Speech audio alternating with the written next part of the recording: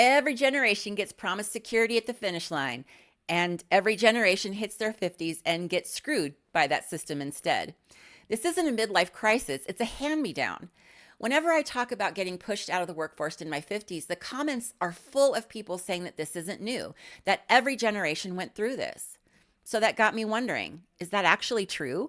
Did every generation really face the same betrayal? What happened? Did anything ever actually change, or have we just been running the same scam on repeat and calling it progress? Because if this has always been the plan, and it's not a glitch, but a blueprint, then this isn't just a midlife crisis. It's a generational setup. So today, we're going back, way back. Today, we walk through 4 generations, from the lost generation to boomers, to see if anyone actually cracked the code on a secure, dignified midlife. Now, part 2 of this series is going to pick up with Gen X through Gen Z, and then we're going to break down what each generation was promised, what actually happened, and how they survived it. Before we talk about how the system failed us, though, let's look at who it failed first and how loud it had to get before anyone even noticed. So let's rewind to the lost generation. They were born between 1883 and 1900. These were the people hitting their 50s during the Great Depression, just as the job market collapsed, banks failed, and everything that they built got wiped out overnight. They were sold the industrial dream. Move to the city, get a factory job, follow the booming economy, and you'll build something solid. The message was clear. If you worked hard and you stayed in line, you'd be okay. But what they got instead was World War I, a global pandemic with the Spanish flu, an economic collapse by the Great Depression.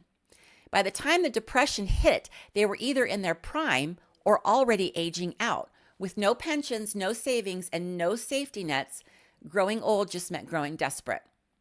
Retirement was a fairy tale. Most people worked until their bodies gave out. If they couldn't, they moved in with their kids, if their kids could help.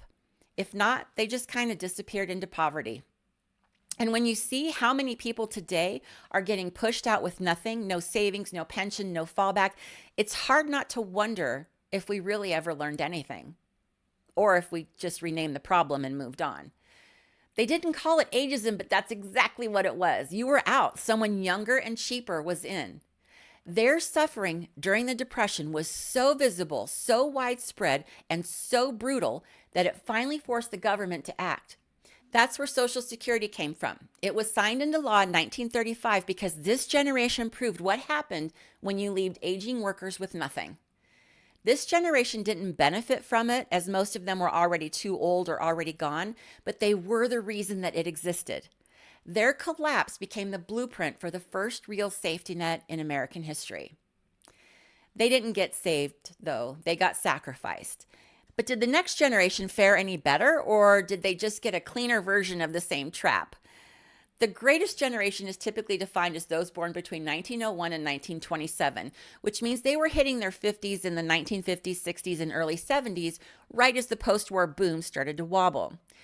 They were sold the biggest promise of all: fight the war, save the world, and come home to the American dream. The GI Bill would handle the rest: education, housing, steady jobs, sacrifice now for stability later.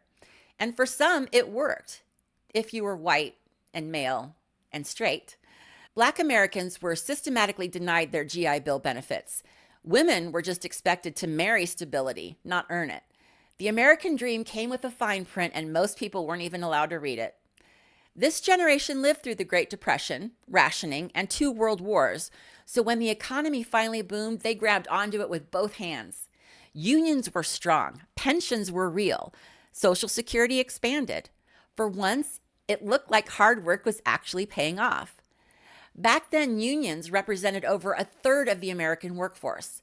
Collective bargaining wasn't some sort of niche benefit. It was the reason that those pensions and benefits existed in the first place. Now, this was the first generation to actually retire with Social Security. This was signed into law when they were in their 20s and 30s, so by the time they hit retirement age, the system was running. And for many, it worked, especially if you stacked it on top of a pension and your personal savings. 401ks didn't even exist yet, so retirement wasn't your job to plan. It was a reward for loyalty. That was the promise. Back then, retirement wasn't a side hustle. It was the payoff for decades of showing up and shutting up.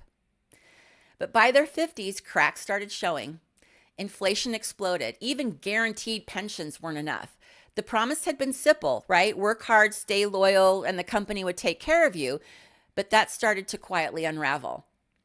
Corporations realized that it was cheaper to push out older, higher paid workers and replace them with younger, cheaper ones, or no one at all. And that logic never went away. This generation marked the beginning of a shift away from loyalty being rewarded.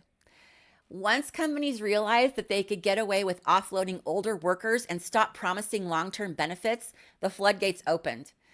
Pensions started dying off. Job security shrank.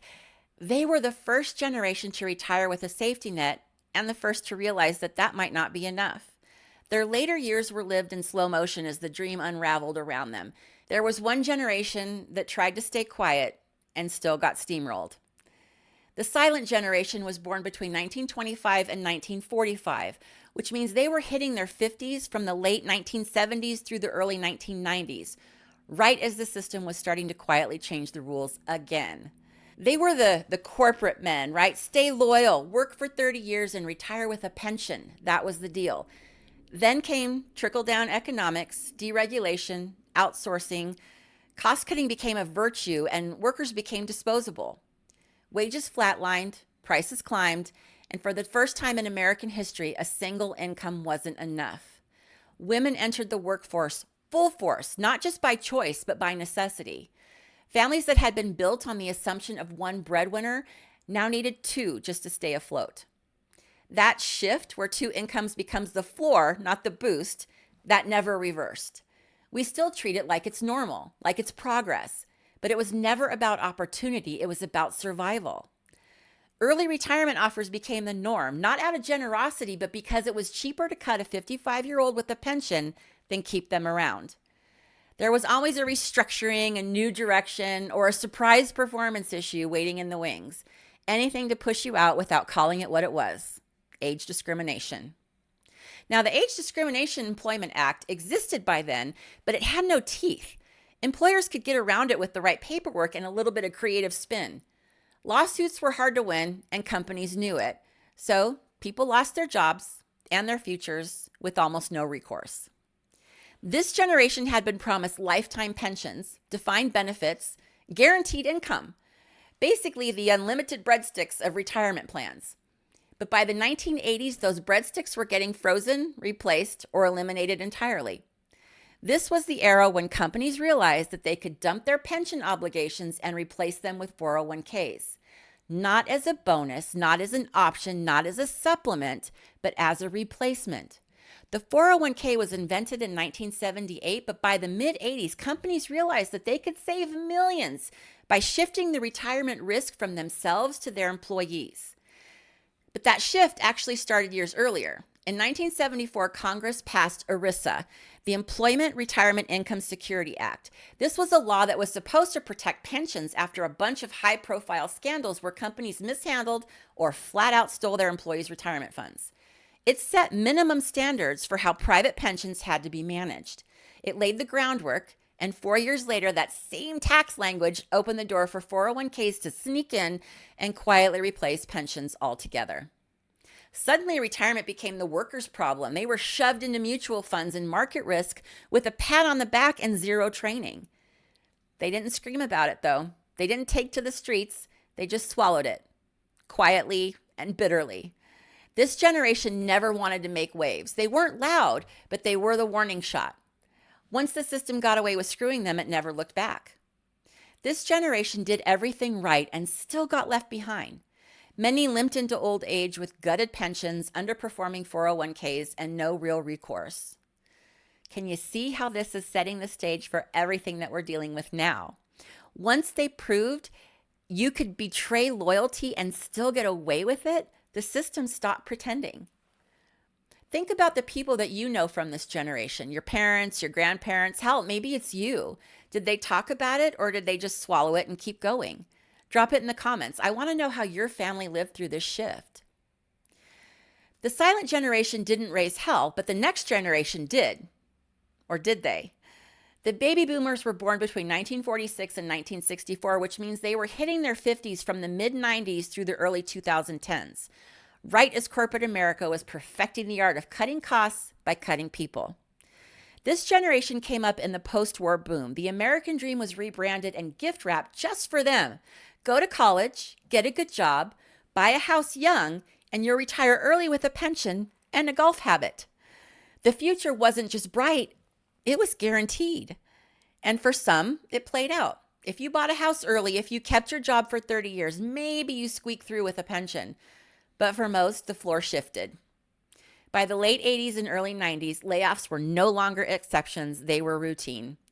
The middle-class safety net was all screwed up. This was also the era of globalization. Corporations realized they could offshore entire departments, cut labor costs in half, and still sell the same products at home. American workers didn't just become expensive, they became replaceable. Not because they changed, but because the rules did. Inflation ate their savings, wages flatlined, job security vanished. This, however, was the first generation to take age discrimination public. They lawyered up. They filed class action lawsuits. AARP started sounding like a union rep. Ageism wasn't just a whisper anymore. It was on the evening news. But nothing changed. Corporations added a line to the handbook, we don't discriminate, but they did it anyway. Lawsuits grabbed headlines, but most workers never saw justice. The system was built to absorb complaints, not fix them. And while all of this was happening, the retirement rug got yanked again. Pensions were all but dead, and the 401k model was in full swing. Boomers were told to manage their own investments, plan their own futures, and hope that the market didn't crash. But then it did. Dual income households were the norm. Credit cards filled in the gaps, and healthcare costs climbed so fast that even the insured boomers were just one medical crisis away from disaster.